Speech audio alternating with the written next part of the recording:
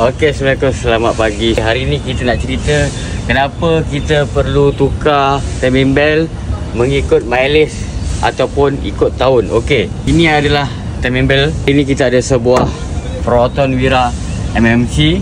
Hari ni dia datang, dia nak buat penukaran timing belt set lah. Okey, untuk timing belt ni dia ada wear and tear dia sebenarnya. Bukan kadang-kadang orang cakap boleh pakai sampai 6-7 tahun tak payah tukar. Sebenarnya silap, itu cuma nasib dia baik. Sebenarnya kalau anda kata ada kebocoran pada oil, tapi kita pakai lama sampai mileage pun dah lebih, bila getah ni dah mula basah, lama-lama dia akan putus. Bila putus, memang kita perlu buat top overhaul.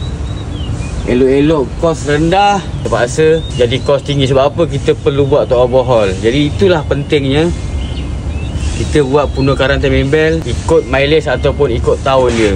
Apa yang dimasukkan timing belt set tu, inilah dia.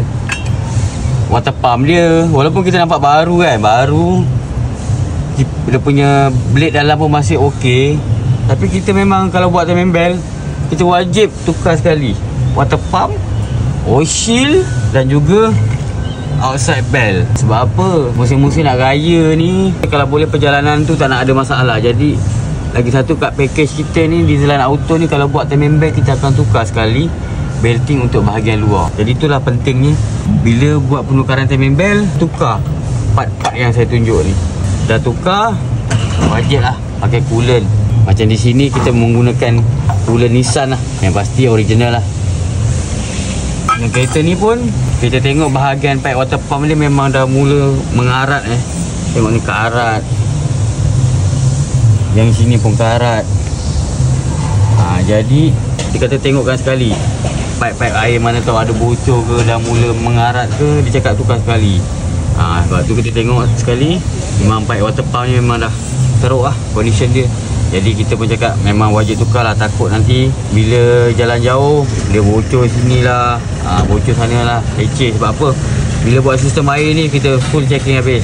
Jadi sekali jalan je untuk sistem air. Kita pun tak lama lagi akan menyambut hari raya. Sebelum perjalanan nak balik kampung tu, ceklah minyak hitam, ceklah air, ceklah minyak gearbox, ceklah apa-apa yang seangkatan dengan ni. Carilah bengkel-bengkel dekat macam sekitar Kulai, Senai, JB, Pasir Gudang dan seangkatannya. Mana nak servis kereta, nak cari kita kat mana? Dekat Kelapa Sawit Kulai. Jadi itu saja untuk ini hari. Semoga ilmu ni bermanfaat. Assalamualaikum.